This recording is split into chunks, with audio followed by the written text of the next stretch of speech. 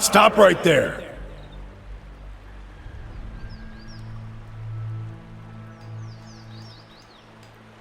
Not a problem. You're in the wrong city, Inquisitor. Did you think you wouldn't be recognized here in your old home? I've seen your trials with my own eyes. Thaos, what are you doing? An assassin sent by the Inquisition, my lady. Daring to approach our camp.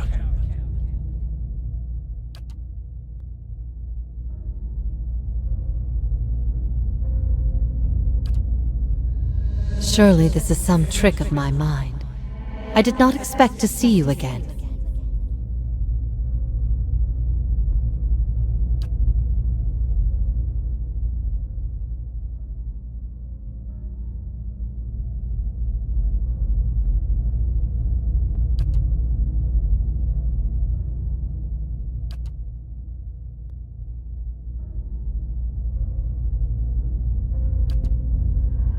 I would like for you to stay here, in our camp, as my guest. My lady Ivara, I beg of you. This is an Inquisitor. This is a desperate attempt on your life. The only way it can succeed is if you allow it to. This is a missionary, same as I was. Taught the wrong things as I was. If I can't have faith in one man's ability to reason, once he knows the truth, what hope do we have? My lady, he admits being a spy! That should make him less of a threat, wouldn't you agree? I have nothing to hide. All I see here is an opportunity to persuade someone who could help us. We have many former missionaries here. They are our most loyal, our most helpful. Many have died for us. These are not people we should be turning away. And if the Inquisition wants my life, they can have it. But they know as well as I do that my cause will not die with me. Come, we have much to talk about.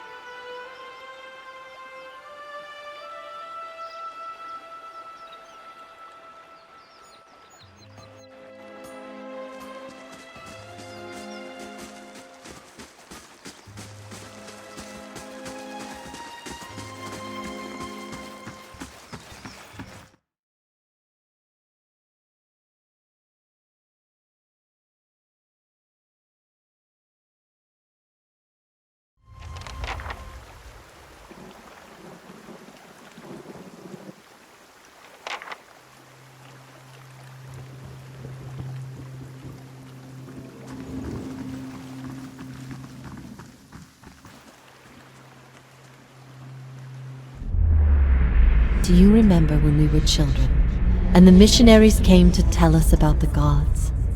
They told us we could see them in the stars.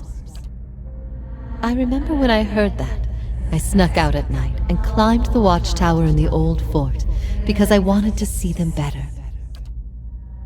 That fort burned down a few years ago when we cast the missionaries out. It was the missionaries who set fire to it. They didn't want us to be able to use it. Shame. There was history in that fort.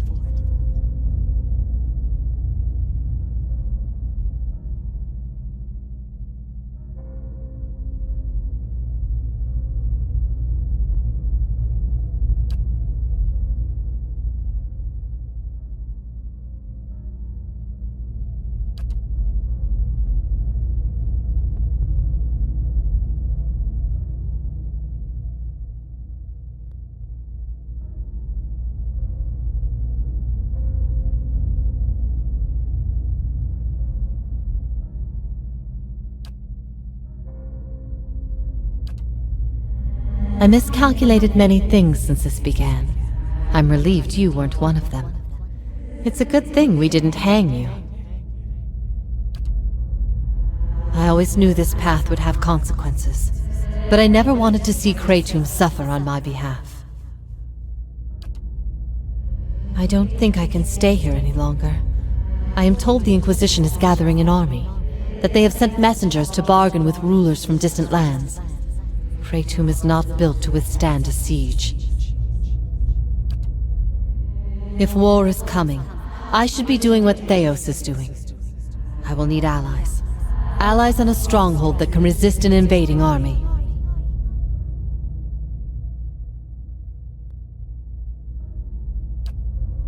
Osionis.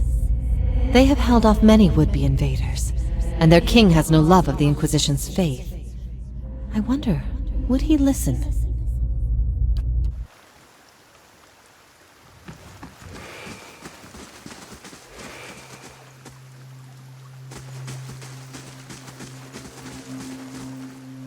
You better run!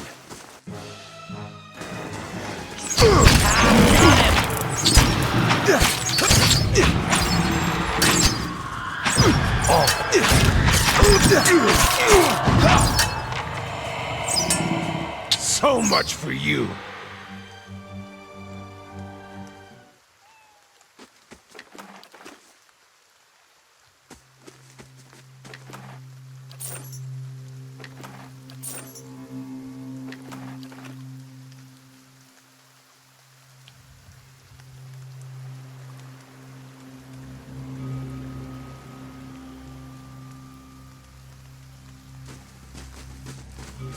Got something over here.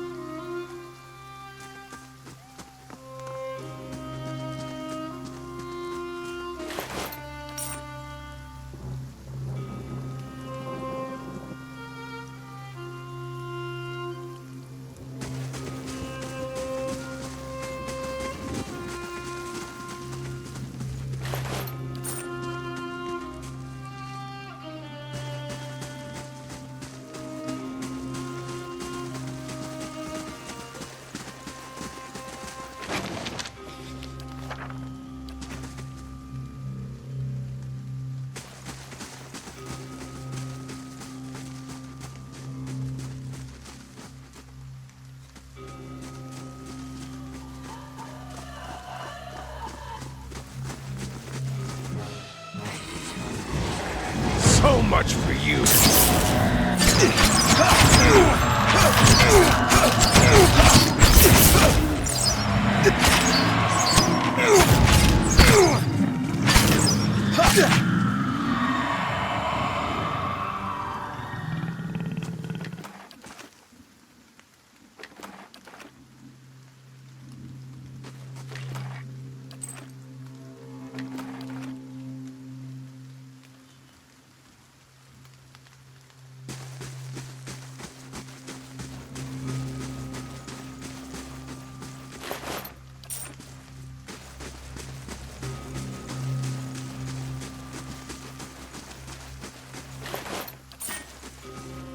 Just say the word.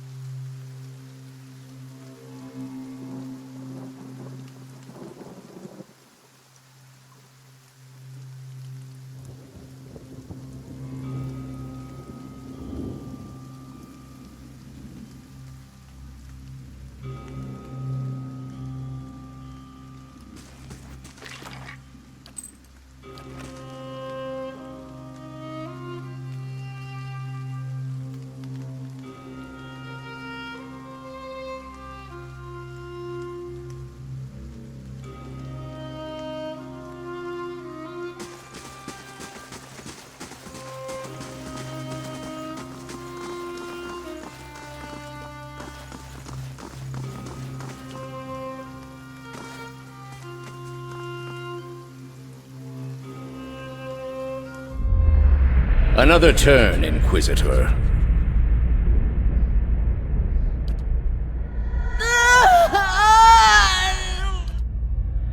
I ask again, Jovara Ixensios, do you confess to these heresies of which you stand accused? Do you confess to apostasy? I confess to renouncing a mistake. Do you confess to conspiracy against the one true faith? I confess to opening minds.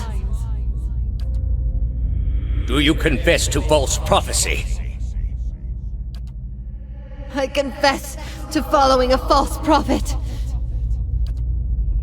Indeed. And where might we find this heretic? He wears the robes of a Grand Inquisitor. You have no followers here, heretic. Your lies hold no sway in the court of the penitents. Only my truth, then. Another turn. No! Wait! You are ready to give a confession? I am ready to hear one from you.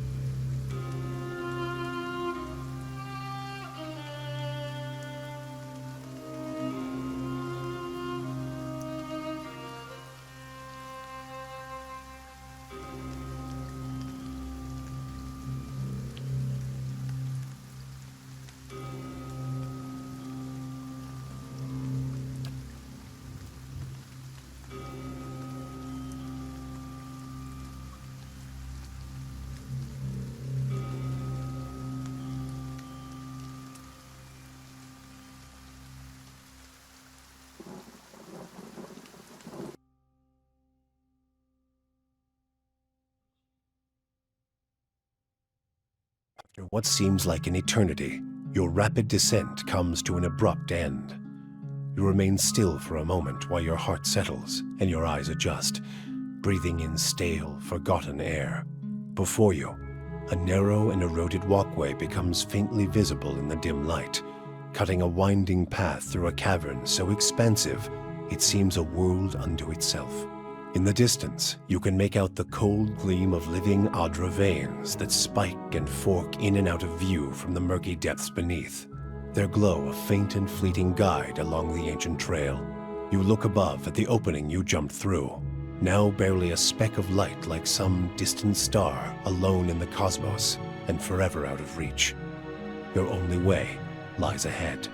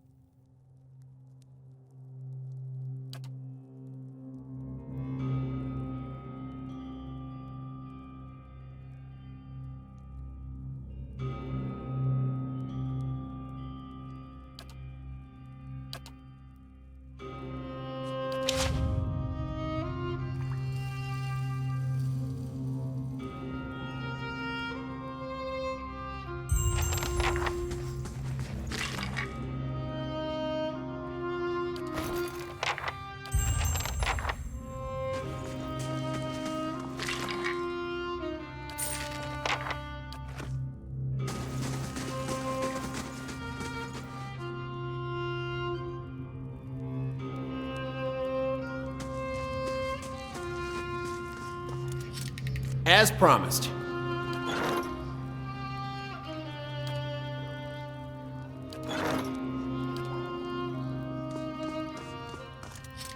That'll do it.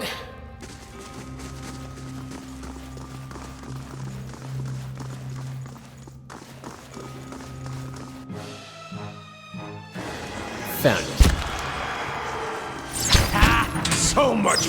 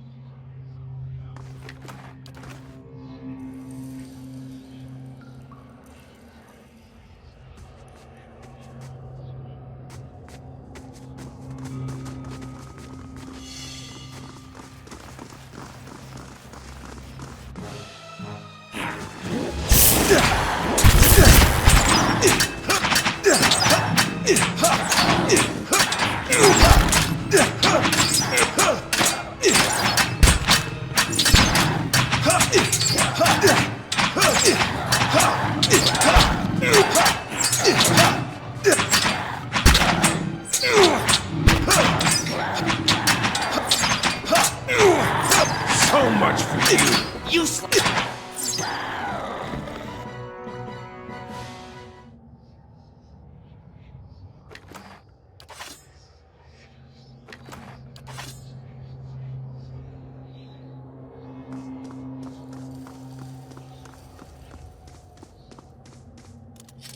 That'll do it.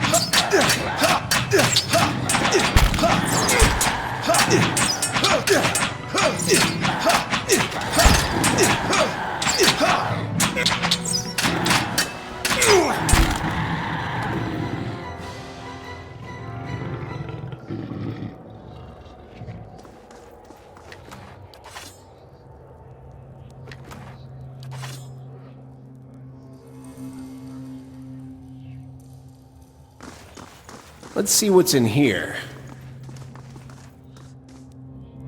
That'll do it.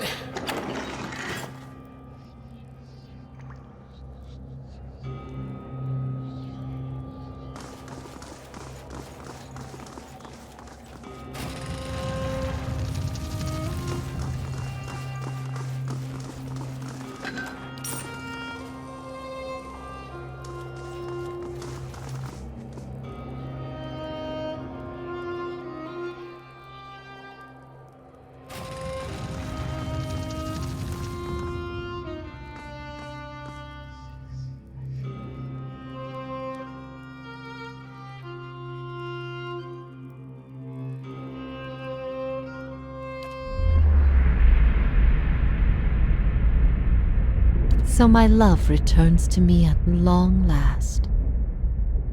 You are so different now from who you were then, yet much remains the same. Old troubles with a new face. What is it that has brought you here?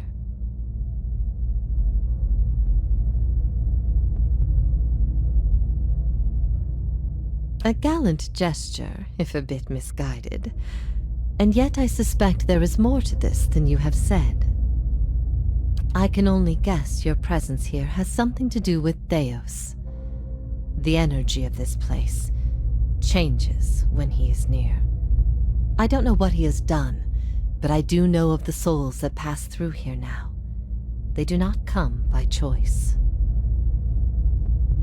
After all this time, he would still stand against the tide. I will tell you what I remember.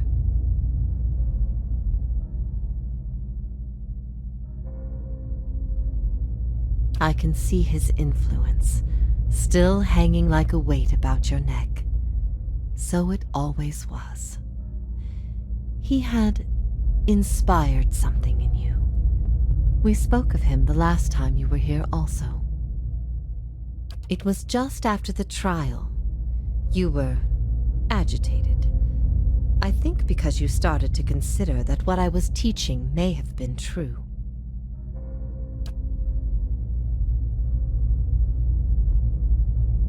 That the gods aren't real.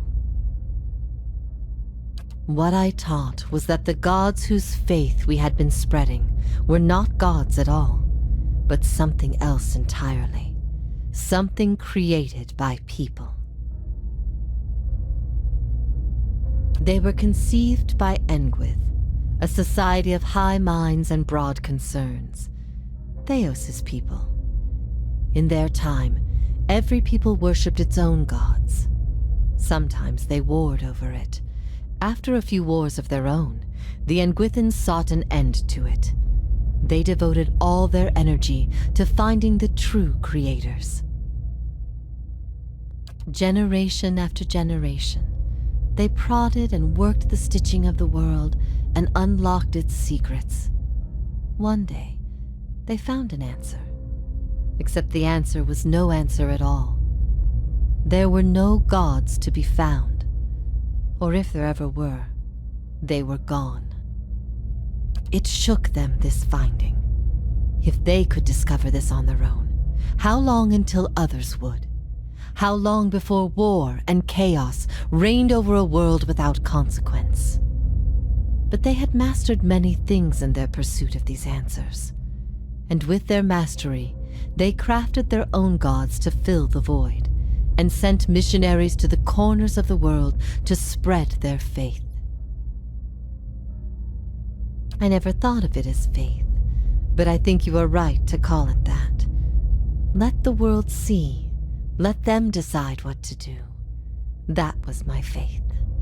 I became a missionary because the gods brought me hope that I wanted to bring to others.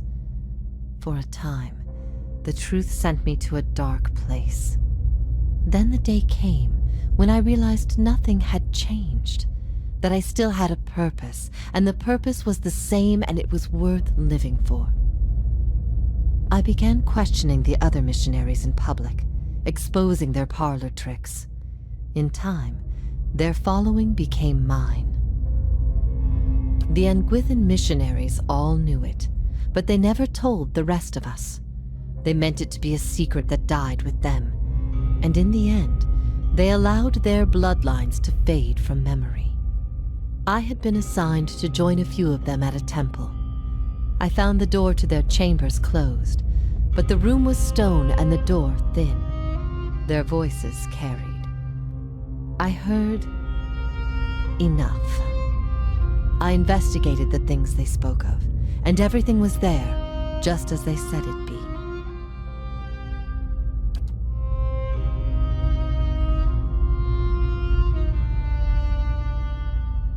You asked me this once before. Nothing I can say would be any proof, and it may be certainty your soul craves. Resolution. But if you are bound for the same place Thaos directs these souls, you will see for yourself as you once did. Everyone faces this truth at one time or another. Few confront it. Few have the stomach to ask what if. And in avoiding the question, they deny themselves an identity of their own.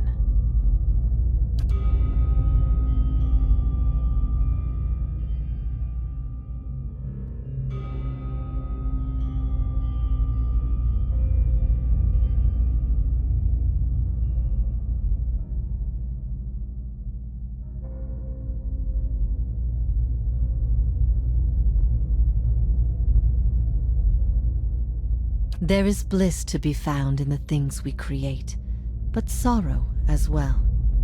Every creation bears the imperfections of its creator, and its creator's creator. Art and song are creations, but so are weapons and lies. We must be careful that our creations do not consume us. I ask these things not to trouble you, but to show why they must be confronted. No answer is simple, but somewhere between them all lies a truth so beautiful, not even a god could conceive it. Do we not owe ourselves a chance to find our part in it? If that is truly what you believe, then you are a far different person than the one I knew. I've been alone here with my thoughts for so long now. I've found peace with my failures and with my punishment. I no longer curse fate for what might have been. But there is one thing that has clawed and scraped at my mind all these years. One thing that will not be put to rest until I know. Until I understand. I need to know why you chose to remain with the Inquisition, even after you'd learned the truth. Do you remember?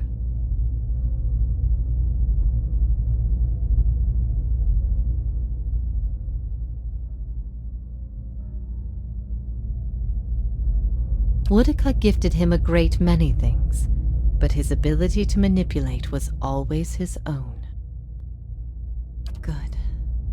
Good. The things I taught, the things I believed, I needed to hear that. I needed to know it wasn't because...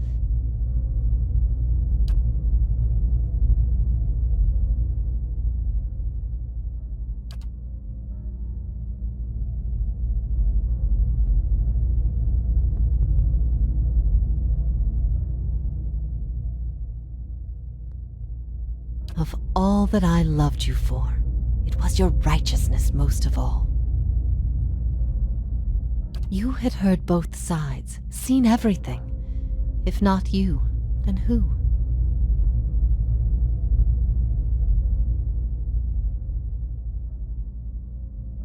I'm aware of the folly of trying to learn so much from so little. I've had time to consider that in all its facets. But in the end, it was all I had. Even knowing what you've told me, some part of me knows it doesn't truly answer what I wished to know, nor will an eternity of silent contemplation. I will have only my guesses and suspicions, and that will have to do. And what of your understanding of our past? Are you at ease with the choice you made?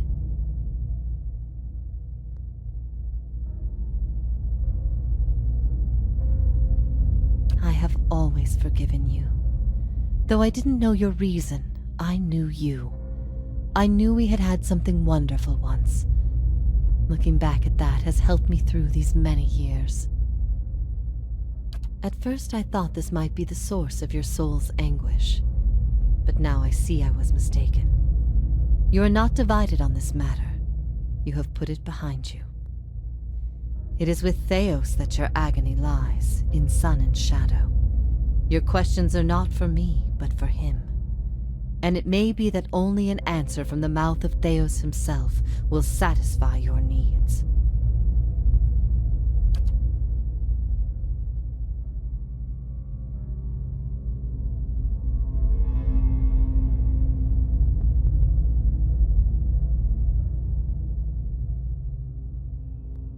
Yet if there is anything I can tell you that would be of use, ask and you shall know.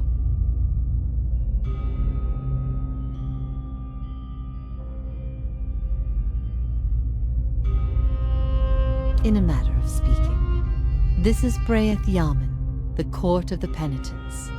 Souls are confined here until they repent. They must beg the forgiveness of a god, pledge their soul to them, and they will be lifted from this place to the world above.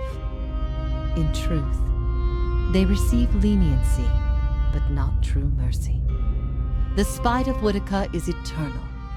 They linger above, at the side of the old court, and are not permitted to leave the island, forever severed from the cycle. This prison was full once in the days of the Inquisition, but time weathers all things, even will. I'm the only tenant who remains. Yet, I feel their presence strongly now, as it was in the beginning. You have brought many of them here. They cry out for the judgment of Thaos. You have struck some bargain with the gods, then. They aid you because they would bend you to their own purposes. Engwith built gods from ideals, and an ideal on its own is a grotesque and vicious thing. But these souls, these forgiven the gods have bequeathed you like chattel. They were loyal followers in life. They will be with you to the very end.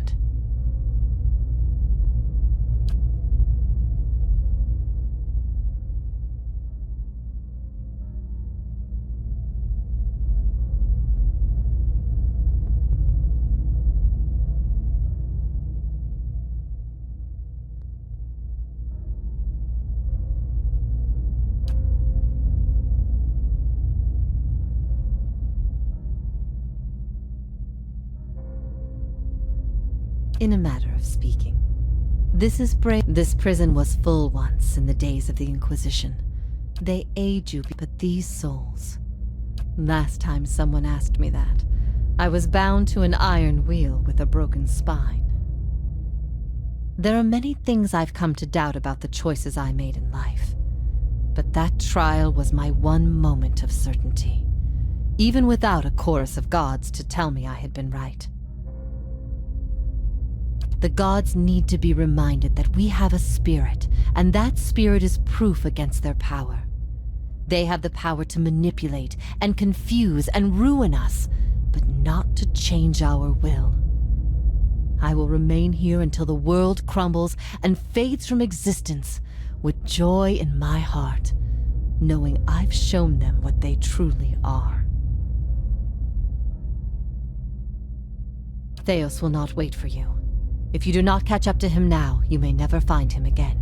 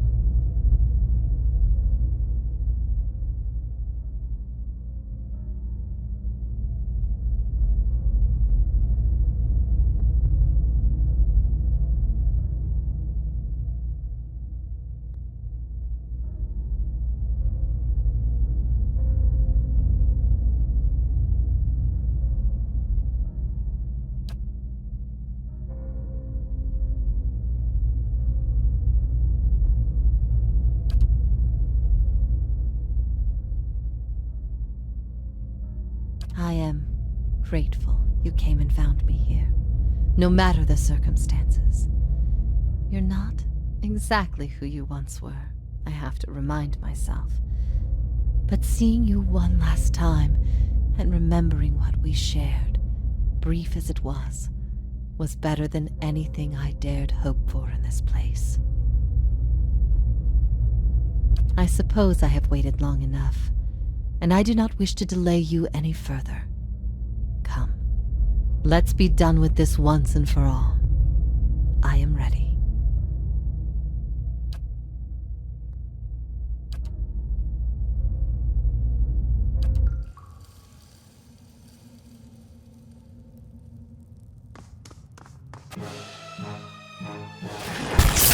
Got him!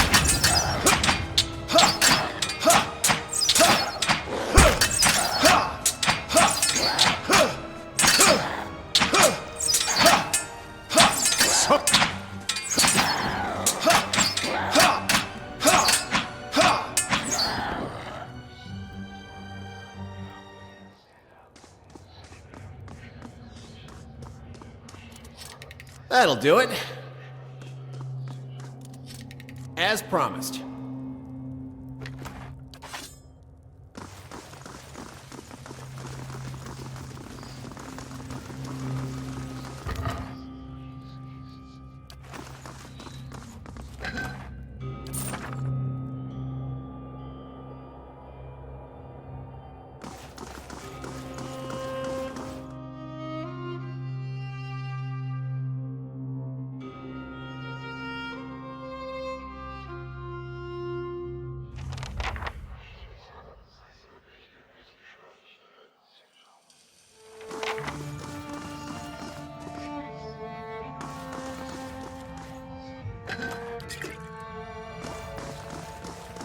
Yeah, I've got something over here.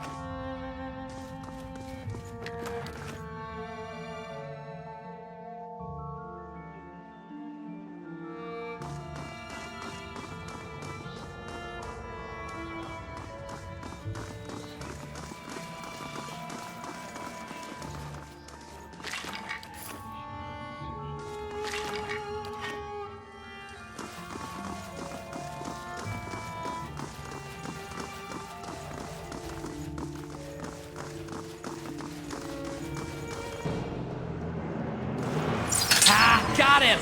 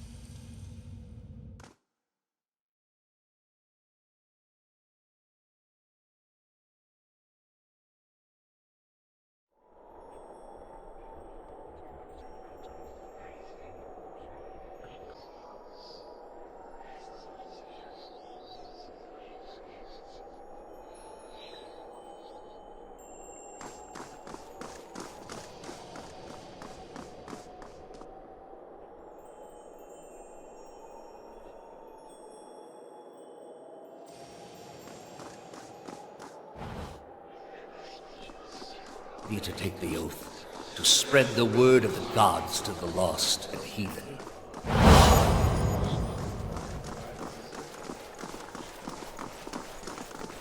If you do not, you will have greater powers than meet. I wouldn't ask this were there any other choice.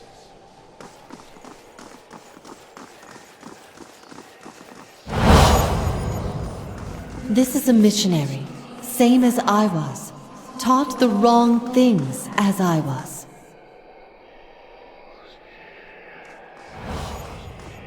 Oceanus. They have held off many would-be invaders. You are ready to give a confession?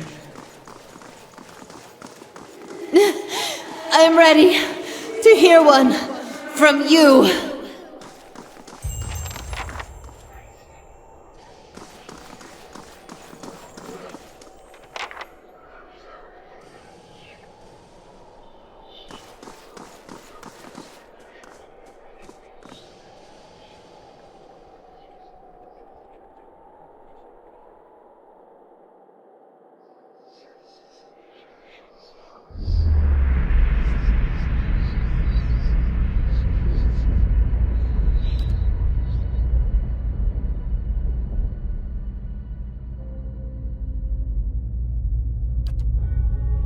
You are far from your post, Inquisitor. What brings you here?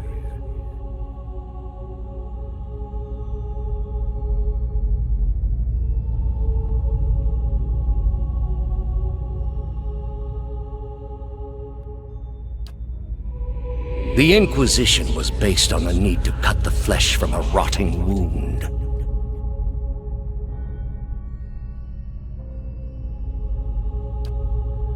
It has many uses, but its purpose is to bring structure to the chaos that surrounds it.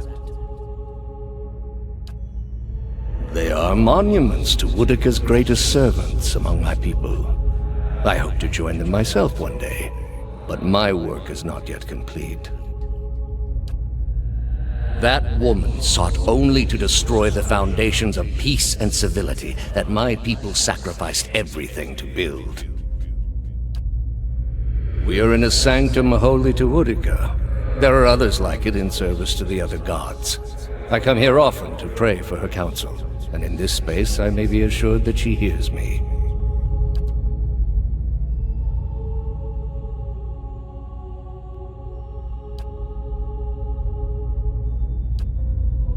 What is a god?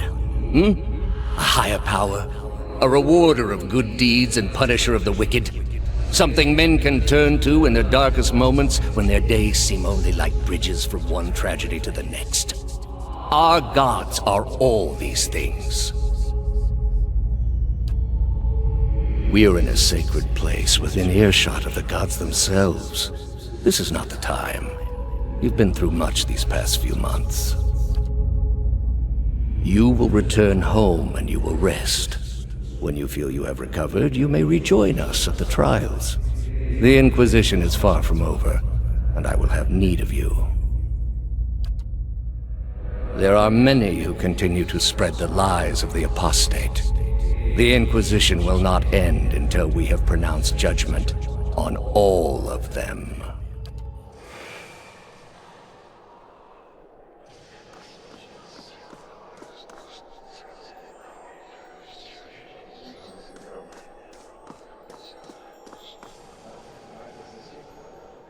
How did you find it?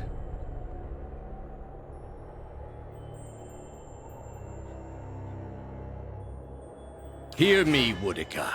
Your servant calls for aid.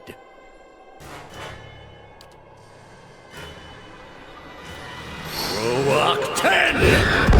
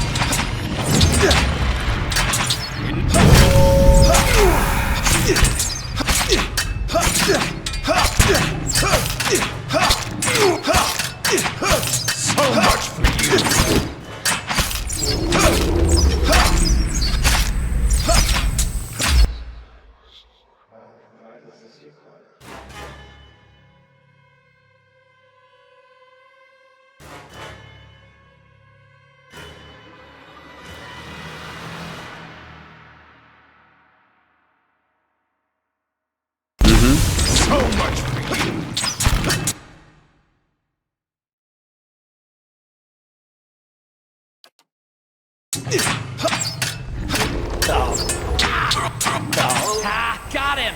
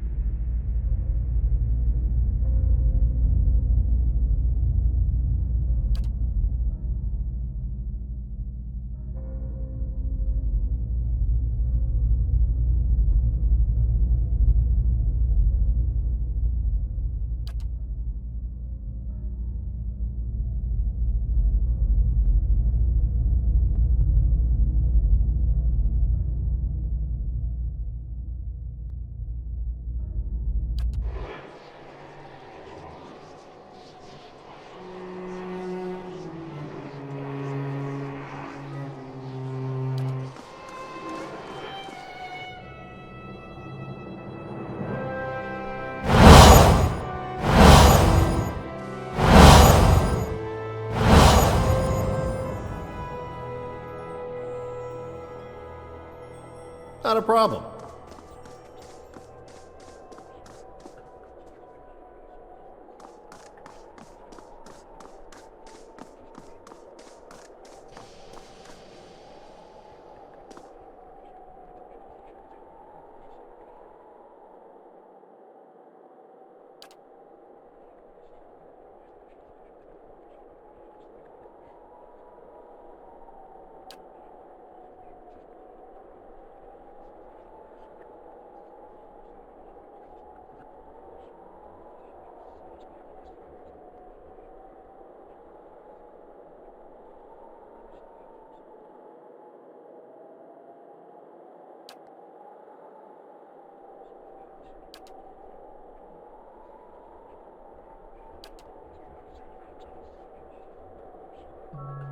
At your command, the ancient device became your instrument, spinning to life with deafening resonance and gathering up the swirling essence like thread on a great spindle.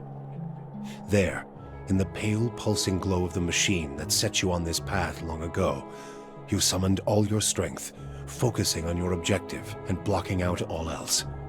With a single concussive blast that rocked the chamber and sent you tumbling to the ground, you freed the souls from their stasis.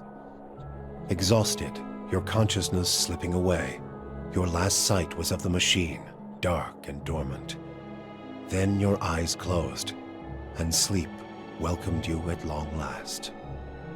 After coming to and searching for some time, you discovered the route Thaos used to enter Sun and Shadow, and embarked on a long and arduous ascent back to the surface. You emerged in Ter Evron after days of tunneling through the rubble Thaos had left behind, and when you stepped into the daylight, you were faced with a different Deerwood than the one you had left.